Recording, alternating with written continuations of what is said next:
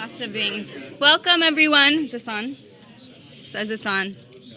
It's not on. Battery low? They're all on. It says battery low, Stan. Welcome, everyone, to the Noon Kiwanis Club, our County Commissioners Forum. We're going to start with the Pledge of Allegiance. Our member, Bob Hibbert, will give us a couple of words. I have one quick announcement, and then we will get underway with Stan and Casey. And silence your phones, please. Thanks, Leslie. I pledge allegiance to the flag of the United States of America and to the republic for which it stands, one nation, under God, indivisible, with liberty and justice for all.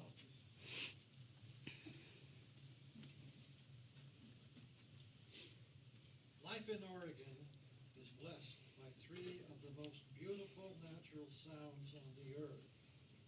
The sound of rain falling, the wind blowing through a forest, and the sound of the ocean's waves crashing on a rocky shore or a sandy beach. Every 24 hours, the moon's orbit around the Earth affects the ocean tides. At high tide, the ocean shares its secret of its life from its depths. When the tide recedes, it takes with it the debris from the rocky shore and the sandy beach. In time, the oceans will continue to exist. But our neglect of the ocean's life is not just to the life in the ocean, but also to the life on the planet itself. It is sad that the ocean, from which life first arose, is now being threatened by the activities of mankind. Perhaps that is why we are so awed and so drawn to be near the ocean. Now bless this food to our use and us to your servants.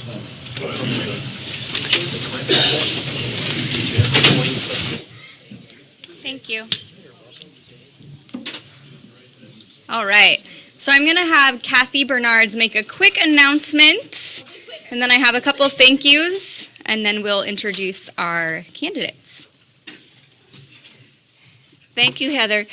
I put some flyers on your tables about a fun event coming up next week, Thursday, October 25th at McMinnville High School, and it benefits the music lesson program that is operated by the Parks and Rec Department in conjunction with the Humley School of Music. This event raises money for scholarships to provide music lessons for students. And you can see it features Michael Allen Harrison, Julianne Johnson, who donate their time coming out from Portland, as well as a number of local musicians who are listed. But I wanted to tell you about a couple who are not listed on the flyer. Joshua Humley has recommended some of his students to perform that evening.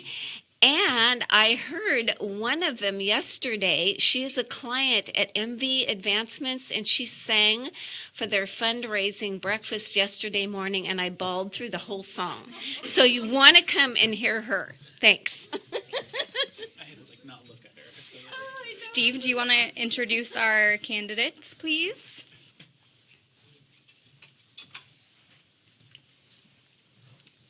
Well, this is a program that we've, take this out of here. Some of us are taller than others. This is a program that we've been doing for about 20 years. The late Charles Stern, who was a member of the Kiwanis Club, county clerk, was our original moderator. And in recent years, we used John Gray, who's sitting there in the yellow sweater. He's retired Yamhill County Council. It's being sponsored by the three media outlets, and as Dave Adams back here with KLYC.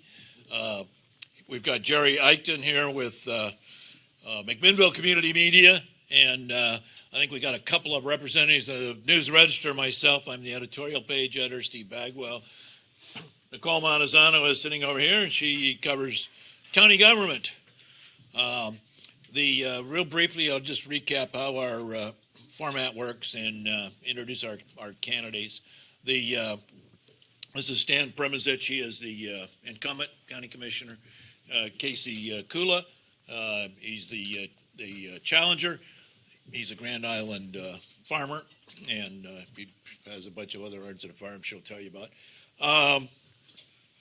We have opening statements of 2 minutes each. Casey won the flip, so he's going first. And then each candidate will field the same question all the way through the format. Each one will get 2 minutes on that question. John has come armed with enough questions to keep us going the whole hour. However, we will take questions from the audience, and I have distributed cards around these tables. Those folks along here, if you want some cards, just grab some. There are lots and lots of index cards out there.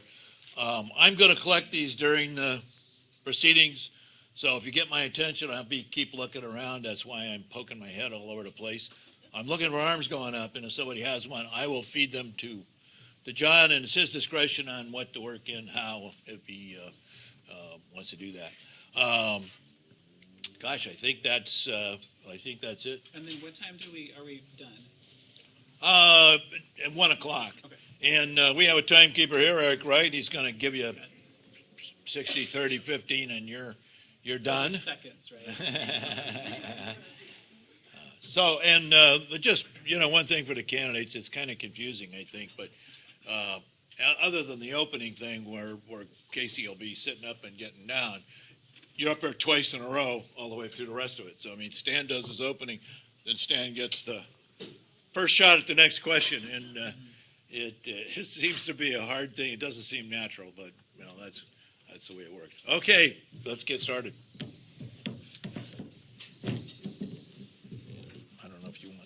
Thanks, Steve. Now, Casey has 2 minutes for his opening statement, then Stan will have 2 minutes, and then Stan will get the first question. And are we on? All right. Oh, Whenever you start talking, you start. All right. Well, thank you for inviting us here today. I'm going to speak very briefly about countywide goal setting. So a wise older man and a native of Dayton tells me all the time that the future of Yamhill County is going to be decided in the spaces in between cities as we develop a shared culture and shared goals. But to develop that culture, we actually need to have shared goals. And the county right now doesn't have shared goals. So does anybody know what the purpose of a goal is? So why do you set a goal? Okay. Ooh. Sorry? To achieve something. Yes, that's right. Well, your goals decide your decision making, right? You don't know where you're going unless you have a goal at the end of it. So what I want to do is, on my first day, initiate countywide goal setting. And what I will do is I'll recruit all of you to ask the questions, and we'll put them on a survey, and we'll send them to everybody in the county. And then they'll send it back to us, and we'll decide what we want to make as our goals. And when we have relevant goals, each department in the county can actually align its activities with what county residents want. And we'll make better use of your taxpayer dollars as well. So what does goal-directed activity look like? So say if you'd all decide that it's very important that we have 0 fatalities on county roads, then the planning department, public works, public health, and the sheriff's office can work together to achieve that goal. Maybe it'll look like road improvements. Maybe it'll look like increased patrols.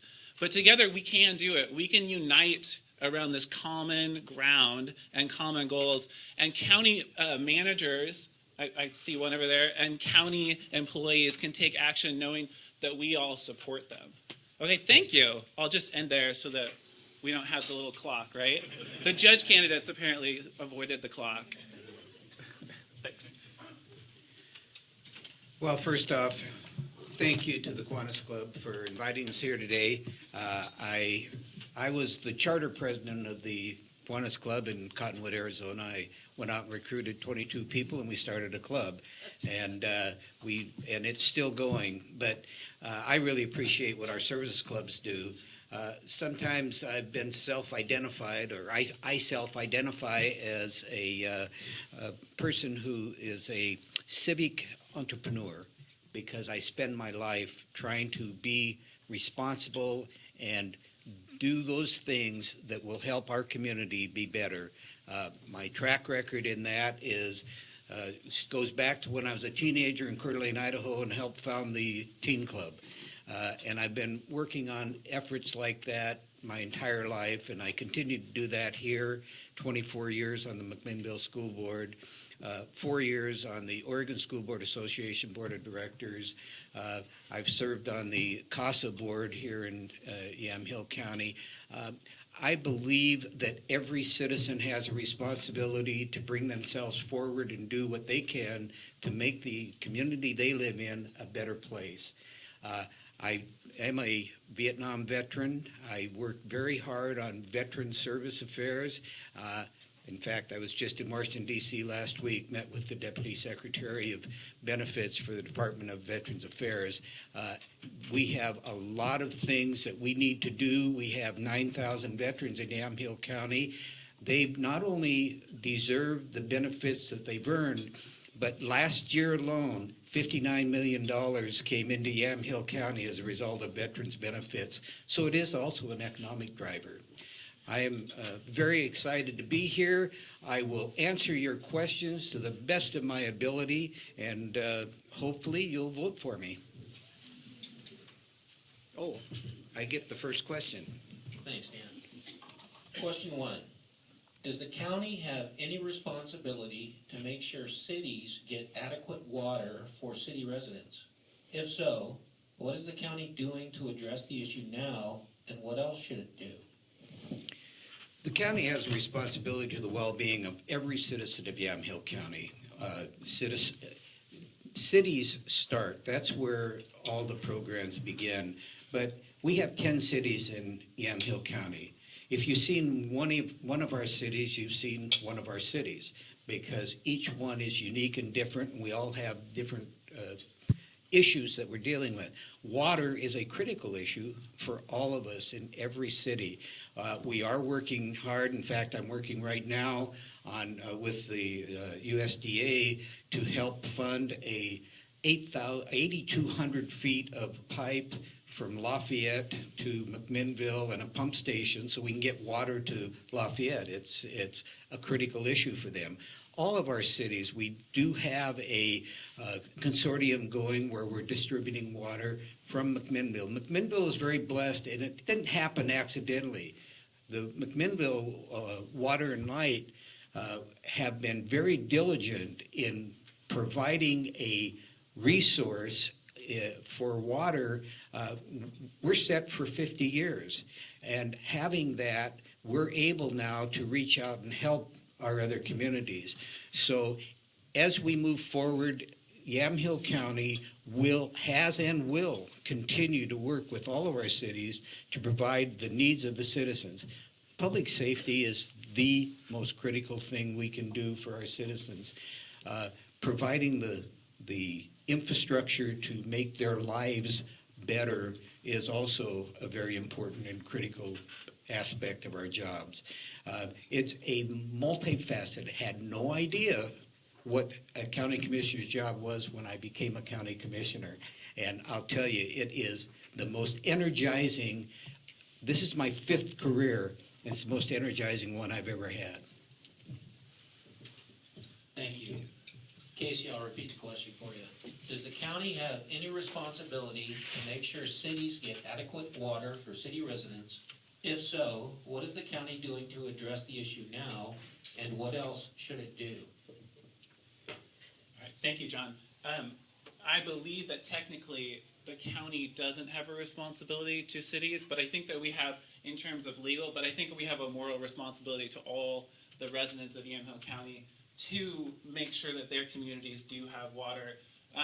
One thing that I've been aware of is that it's hard for small cities in Yamhill County to get funding to upgrade and repair failing infrastructure until it's too late and the infrastructure fails, especially with water systems. And then the federal government will provide funding to rebuild it. And small city managers want the funds before it fails. And so that's a key thing that the county can provide, is to help with the grant writing to provide that service. But there's I think almost 50,000 people. Oh, thank you. Sorry, being behind something. There's almost 50,000 people in unincorporated Yamhill County, and all of them also deserve to have abundant water. And many people in unincorporated Yamhill County, I'm a rural resident, I farm on Grand Island. Many people in unincorporated Yamhill County have great concerns over their wells. That's an area where the county can be proactive in helping recharge our aquifer during the winter so that we all have water during the summer. So it's not just about the 55,000 people in the two largest cities, or there's another 12,000 in the smaller cities. It's also about unincorporated Yamhill County. So thank you. Oh, I get the next question. You get the next questions. I mean, I get all the questions. Much of the funding for the county's Department of Health and Human Services comes from the federal government. If the federal government, if federal dollars now used to fund county health and human services are cut, how would you attempt to avoid cutting county services? It's a great question, John. That is a conundrum in a county where we do have limited finances of our own. I think it's going to be up to all of us to make the decisions together about which services we maintain in the face of federal cuts. I would imagine that one of our responsibilities will also be to lobby to make sure that those funds don't get cut. But we also will need to have a conversation about how we afford them and which ones we want to maintain. That's it. Right now, the Health and Human Services budget is the largest budget in Yamhill County. But that being said, only about $4 million of that budget comes from Yamhill County property taxes. The other almost 50 million comes from federal and state grants. Those pass-through dollars are attached to a variety of different programs that are federally mandated, and the shutting off of those funds completely is something I can't foresee happening. What would we do as Yamhill County? We would take that $4 million and all of the programs that we have that currently our Health and Human Services people are providing would dry up very, very fast. We could not step in. We could not even begin to step in and stop that. So those issues that are most critical to you, homelessness, the drug addiction problem that we have in not only Yamhill County, but every county in the nation, helping the most vulnerable of our citizens would come to a screeching halt, and each and every one of us would have to step back and ask ourselves, what am I personally willing to do to make this happen? My fellow commissioner, Mary Starrett, is here. She is very engaged in health and human services. She is the one that could tell you most what we do. In the county, we each take a liaison role in our key areas: public works, public safety, and health and human services. And Mary is the one I would turn to help me find ways to do things better. But you're the ultimate decision makers on that. Thanks, Dan. You get the next one. Question 3. Is the public transportation system in Yamhill County adequate?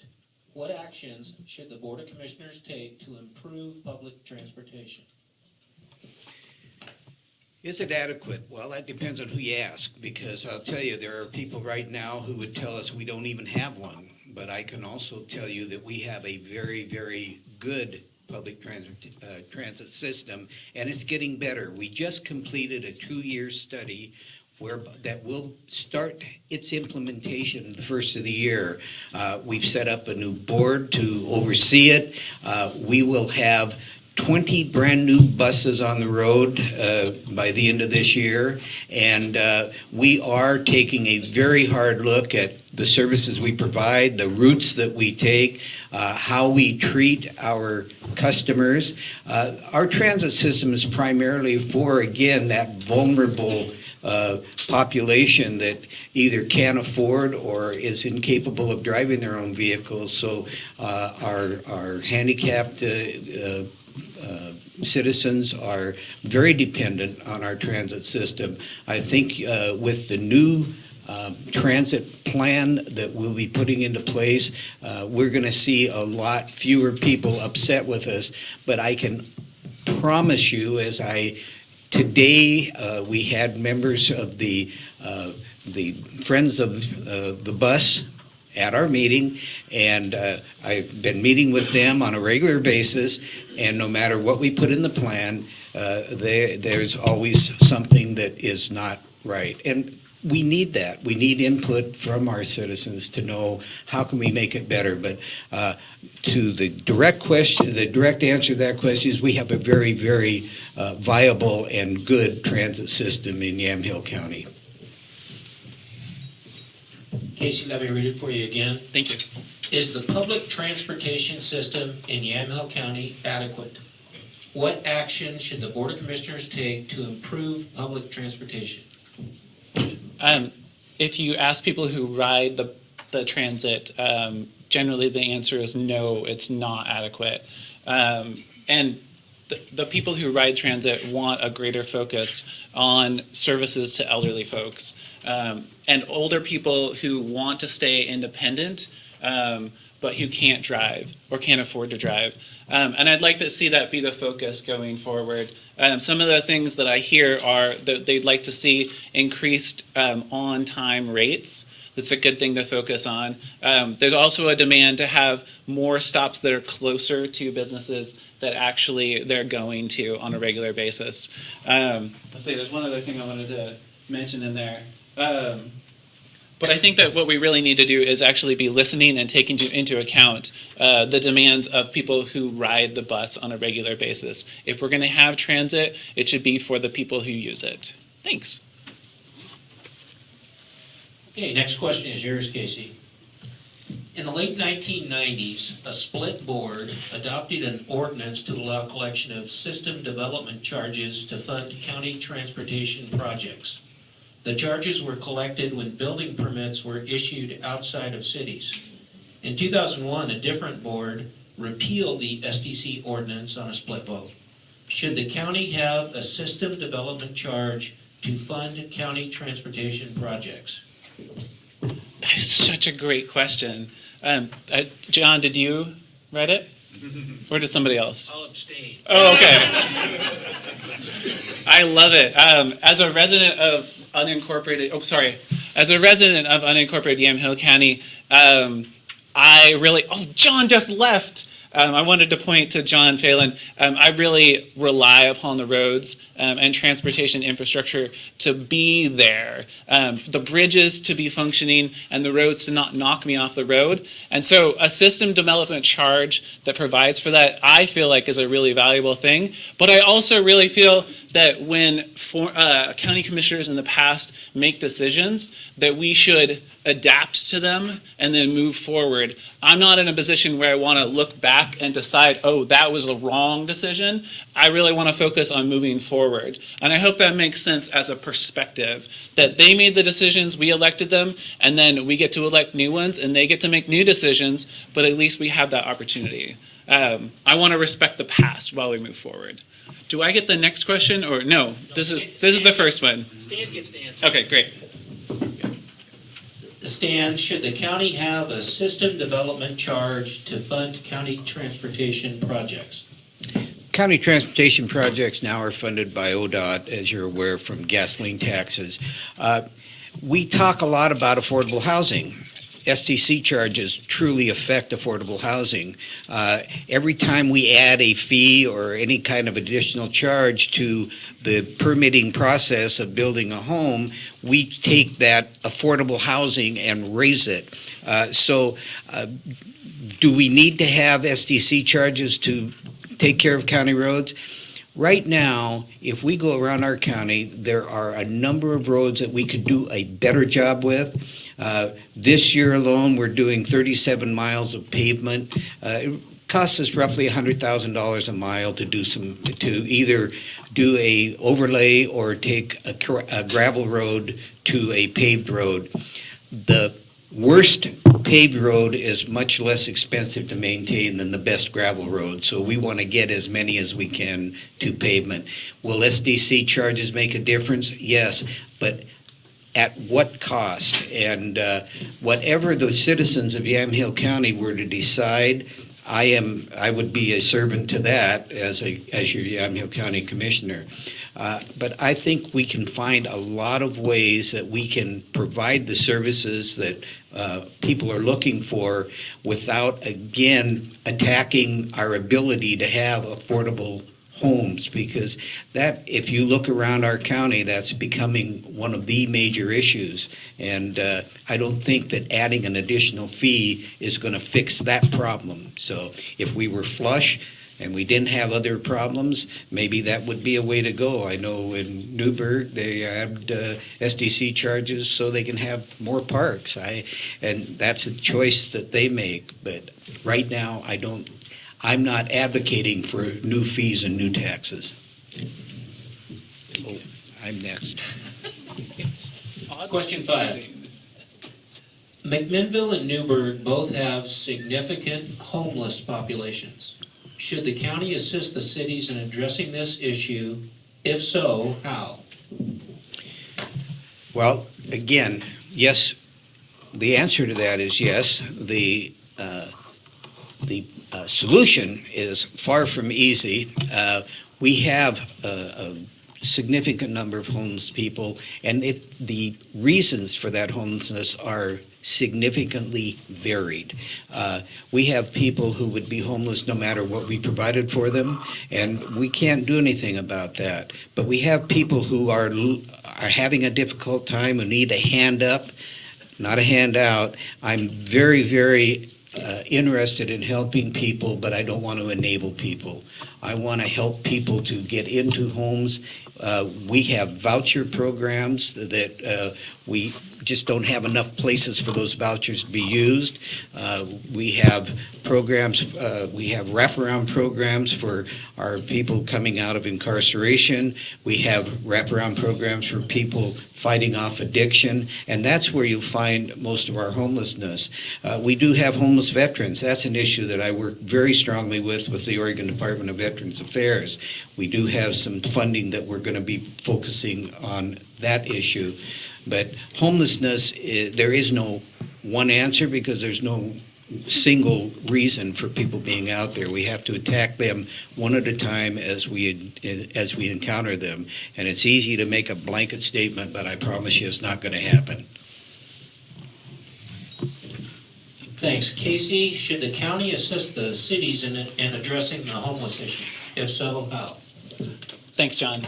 Yes, the county should be taking the lead. Among the state mandated responsibilities of counties versus cities, the state can provide funding, but the county is charged with providing services to folks who are homeless and with providing the opportunity to have safe housing. So I think that the county actually needs to take the lead, be the leader, and bring the cities to the table, because it is a regional issue. It's not just isolated to one city, and if they do what they need to do, then everything's taken care of. We also need to lead by investing the money. The county has money that they can provide, either to buy land to develop housing, transitional housing, or permanent housing on a small scale. The county should put their money where their mouth is. If we value it, let's do it. The city of Salt Lake City and the state of Utah, I want to say 5 years ago, they decided we aren't going to have anybody homeless. They said, just straight out, this is our goal. And it's like the goal setting. They set a goal of no people are going to be on the street. And then they slowly worked their way through and said, all right, you can get, and they found places for everyone. And it wasn't one of those situations where they said, once you are stable in your mental health crisis, or once you're stable in your addiction, then we can put you in housing. They said housing first, and then we take care of the other things. Like, you can't have a job. It's very, very difficult to hold a job if you're living in a car. John. Next one. I'm remembering now. Question 6. An important role of the county is to oversee solid waste disposal. Some believe that the county should do everything it can to see that solid waste is transported someplace outside Yamhill County for disposal. Others believe that Riverbend landfill should remain open for as long as possible. What should county policy be with respect to solid waste disposal? First of all, does everybody know that I'm a farmer? Have I said that? Okay, apparently that's gotten out there. That's good. Okay, so it's not appropriate to have, oh, sorry, I'm looking at a waste, oh, no, you're from ecology. Sorry. There's a moment where I forgot, which, it's inappropriate to put a landfill on farmland. Just straight out, I think that. A lot of people in Yamhill County believe that, and it's also inappropriate to keep stacking garbage on top of garbage. We're waiting any day for a Supreme Court decision. I'm very excited for how it'll affect farms and land use decisions. But I also think that it's a time that we said, okay, we have this waste stream, let's get all of it into recycling services. Let's get none of it to go to a landfill, and we can do that. We can absolutely divert everything we need to from the waste stream. The compost operations that we have around here, I'm going to point at you, are amazing, and they're getting better and better at not having smells as well. I feel like there's a lot of things that we can do in order to not have garbage go away. All right, thank you for asking the question. Stan, what should county policy be with respect to solid waste disposal? Get it disposed. All of us create garbage. Okay, there isn't anybody here who doesn't, and you don't want it in your yard. You want it picked up and taken someplace. We have a closure plan in place for waste management for Riverbend landfill. It's an 8-year plan, and it started 2 years ago, but because of court procedures, we're still 8 years away. We could be 6 years away. Part of that plan is the development of green technology at that existing facility. As we develop that plan, build in the 5th year, they have to have identified what that is, and by the 7th year, the facility has to be in place. By the 8th year, the landfill is closed, and they're using the green technology. It's a closure process whereby we do it in a sane and safe manner. We do have to dispose of our waste, okay? But let's do it properly, and let's not just say we need to do this and not care how it affects everybody around us. This waste management, our tipping fees go a long way for providing services for our roads. It's over $1 million in revenue. That's important to Yamhill County budget, and we use that money to provide services for Yamhill County citizens. Can we eventually make money off of the green technology? Absolutely, but it will create family wage jobs also. So we have a program in place. Let's not shortchange it. Let's get the job done and move on to other pressing issues. Thanks. Next question is for Stan. Apart from solid waste, what is the most important land use issue facing the board and why? Apart from land use is something that we have very little control over because the land use laws in Oregon are very, very stringent and strict. Land use for affordable housing, for instance, one of the things that keeps our housing less affordable is there isn't a lot of land that we can go out and start building on because it's restricted. It's valuable farmland. Another thing that's I've been fighting is structuring these solar farms all over our county. We have 18 applications for solar farms. And I don't think they belong on 1, 2, 3, and 4 class soils. We've got enough soil areas, even though they're considered farm use only properties, there's very little you can grow on them. So let's place them there. Let's put them on our building tops, but we don't need to have these arrays all over our county. So I've been criticized for that, but I don't think it's right.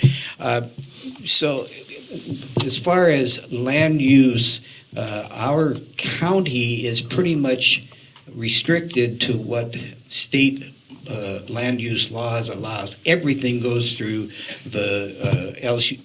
If we make a decision, it's going to end up in Land Use Board of Appeals, and occasionally we are successful in getting some small thing done, but the LCDC makes the decisions about how our land is used, and it's very difficult. If anybody's had any interaction with them, I can guarantee you it's very difficult. I've been trying to get on the LCDC board, but I was successful in helping to one of my fellow commissioners, who I have a great deal of respect for, is now chairing that. So, Thank you. Casey? Yes, John. Apart from solid waste, what is the most important land use issue facing the board and why? First, I'd like to address the landfill one last moment. I was at the solid waste meeting yesterday, and green technology came up, and the phrase refers to something in the future that we don't know what it is. And I likened it to, saying, Jake, I have a unicorn, and you say, what does it look like? And I would say, I'm not telling you. So this is what we have to deal with, is that there's something out there in the future that we don't know about. But all land use decisions, to me, are valuable land use decisions. One of the things we have coming up in our county is that we're looking at having a world changed by our climate. Everything about our lives is going to change. We're going to have less water, and we're going to have increased wildfire risk. So land use decisions need to take that into account. One of the things that Commissioner Sarah and Commissioner Prunzich are regularly tasked with is deciding about, sorry, I was distracted by the thing.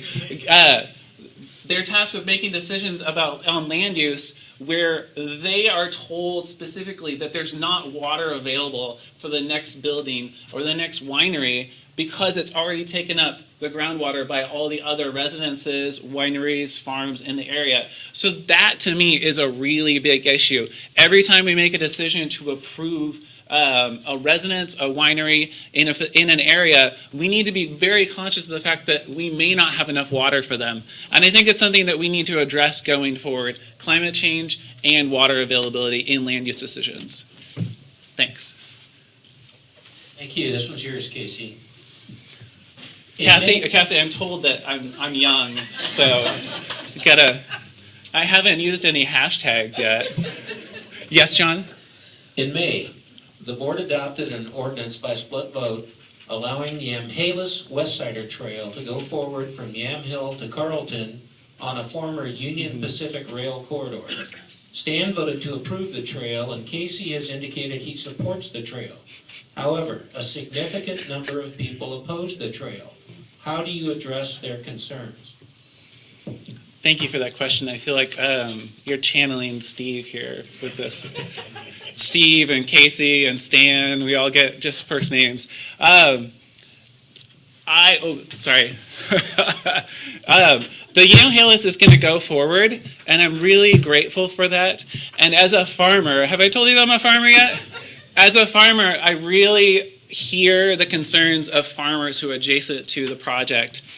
And I think that if we as a county really value the Westsider Trail, and I think that there was a mention of significant opposition or significant numbers, but I think that the significant numbers are actually on the side of wanting to see a trail and wanting to see more trails happen in the county. But again, we still have to address their concerns. One thing that I have brought up is that we, and I know that there's only a few lawyers in the room probably, but I know that the attorneys at the county council have expressed that it would be very challenging to do this, but I feel like we need to bring up the possibility of some kind of limitation of liability for people who are adjacent to it, because they're scared that the project will affect them very unduly. And I feel like if we can provide them with some reassurance that the project is actually going to be good for them legally as well as morally and emotionally, that we can have it go forward without it being fought at all steps in the process. Because I would love to see a trail network throughout the whole county. I was talking with a man who he takes his mountain bike up Meadow Lake Road, goes into all the commercial timberland roads, and then comes back down through McMinnville. And he said, you know what? All of my friends want to do the same thing all the time, but there's no official or formal trail network. And if we can develop things like that, all the better. Okay, thanks. Thanks. Stan, how do you address the concerns of the opposition to the West Side Trail? Well, we do have to take into consideration the fact that they do have concerns, but most of those concerns, if you look at the history of Rails to Trails projects throughout the United States, those concerns are far less valid than they would have you believe. A lot of the angst came from the Springbrook corridor in Portland. About the same time we purchased that trail and were really highly into development, all of the Springbrook activity began. The mayor of Portland had designated that as a homeless community, and that trail that had been used and dearly loved by the citizens of Portland all of a sudden became the scariest place in the world to go. I do not anticipate the Yamhalis West Sider Trail being that. If you look at, again, like I say, go online and look at Rails to Trails projects, you'll find that most of the people who were against them to begin with are now some of their greatest users. And the Banks Vernonia Trail, the family who fought that the hardest and had a fence put the entire length of their property, within 8 months had put a gate in that fence, and their whole family, kids, grandkids, were the biggest users, or one of the biggest users of the Banks Vernonia Trail. We can and we will mitigate every single issue that comes up as that trail moves forward. We will meet the farmers' concerns. We will put a fence. We will put vegetation. We will put whatever we need to do, and we will not move that trail forward 1 foot more until we've satisfied the person who's adjacent to that trail, to the best of our ability. Again, some people will never be happy with it. So, Thanks. I'm going to ask one more question from my list, and then we're going to have closing statements. And after that, though, there are a couple of questions from the floor. I would encourage the authors of those questions to approach Casey and Stan and ask them personally afterwards. But the final question is this for Stan. Like 3/4 of Oregon counties, Yamhill County is a general law county that operates under the rules established by state statutes. The other counties operate under rules established by their own home rule charters.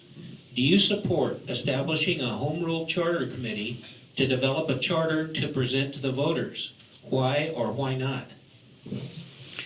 well, I work with all of the 36 counties in our state, and I'm very familiar with most of the commissioners.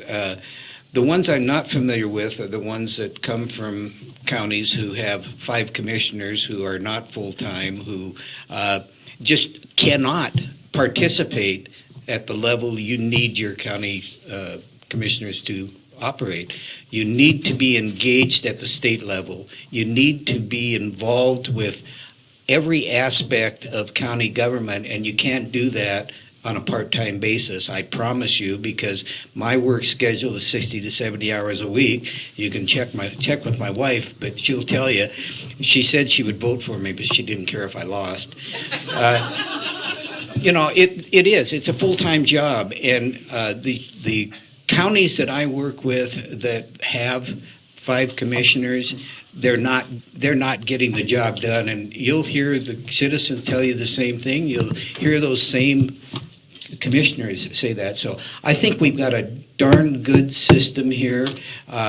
I work diligently to make certain that it works, and I will continue to do that. But I don't think we need to change our charter, no. Casey, do you support establishing a home rule charter committee to develop a charter to present to the voters? Why or why not?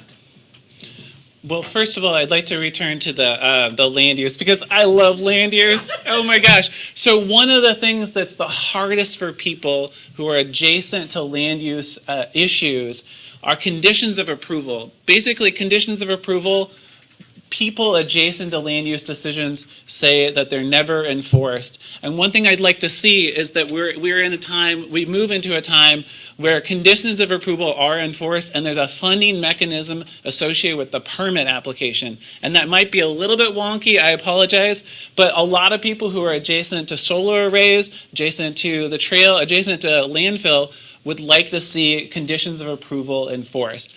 On the home rule, yes, I think that it's time. Our county is unique. We talked about that earlier. That you brought up that every city in the county is a unique city, and every county in the state of Oregon is a unique county. And by adopting our own charter, we can make decisions about what our county government should look like going into the future. I don't think I need 60 seconds.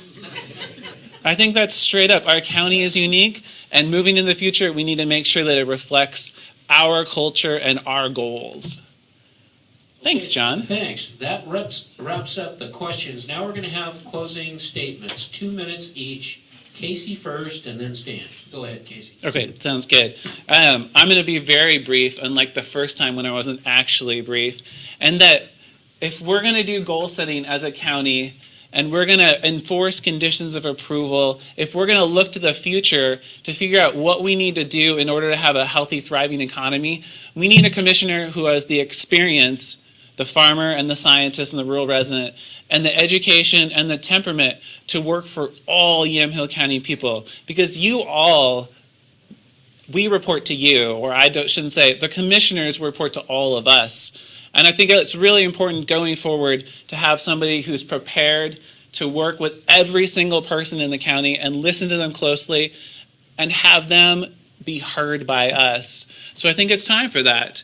And thank you. It was really nice to have all of your smiling, attentive faces. I appreciate it, Cassie.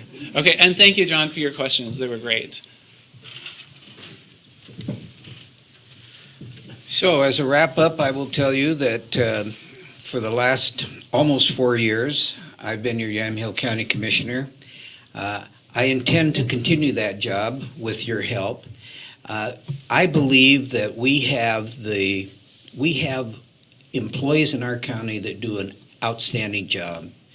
We have department heads that are committed to their departments and work tirelessly on behalf of the citizens of Yamhill County. And I guarantee you, I am going to do the same thing.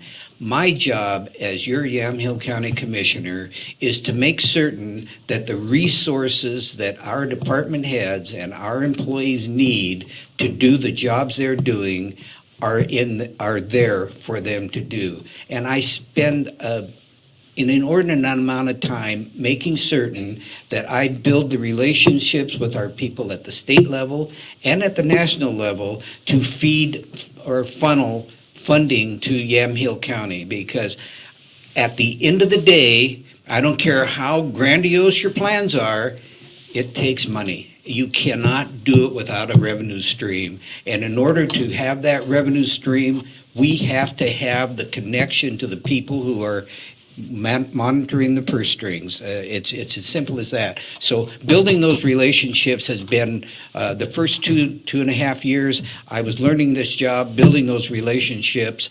I am now truly prepared to be effective for you. If you were to change, you're going to have to start that process over again. Any business plan will tell you the most expensive part of operating a business is turnover. So you don't need turnover right now. You need to really get a return on the investment you've made in me these first few years, and I promise to deliver.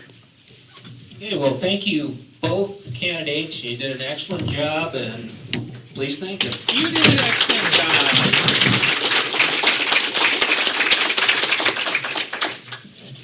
All right, I want to thank all of our guests that are here with us today, and also remind you that our club meets every Thursday at noon right here. We have great speakers. You can go on our website and look at who's speaking for the next coming weeks, but it's very informative, and we all think that we're pretty nice people to hang out with. So thank you, Stan and Casey, again for being here, John, for your questions, and our media partners. Everybody have a great day. And Eric's timing skills. Oh, And Eric's timing. And I do some, I have buttons, I have signs, I have magnets.